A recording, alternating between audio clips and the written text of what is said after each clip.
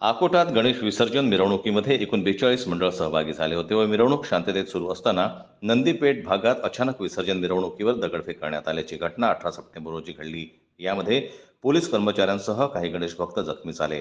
सर्व जखमींवर रुग्णालयात उपचार सुरू आहेत. दरम्यान पोलिसांनी घटनास्थळी धाव घेत परिस्थिती आटोक्यात आणली. त्यामुळे मुख्य विसर्जन मार्गावर मिरवणूक शांतपणे आणि उत्साहात पार पडली. गेल्या 10 दिवसांपासून शांततेत सुरू असलेल्या या गणेशोत्सवाला विसर्जन मिरवणुकीच्या दिवशी गालबोट लागले.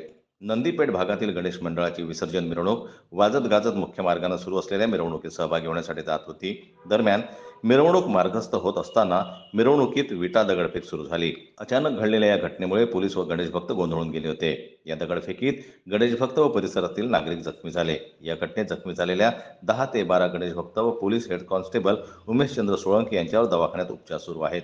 घटनास्थळी पोलीस अधिकाऱ्यांसह पोलिसांचा ताफा पोहोचला व नंदीपेठ भागातील परिस्थिती ताबडतोब नियंत्रणात आणली.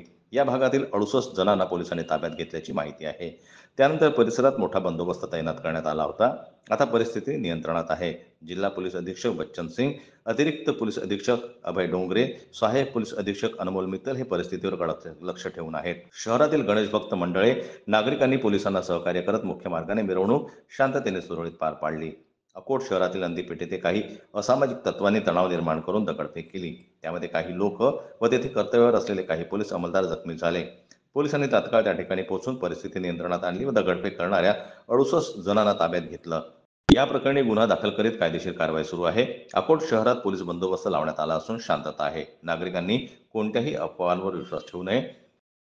जनमत लाईव्ह न्यूज करता देवानंद खिरकर यांची रिपोर्ट अकोटहून.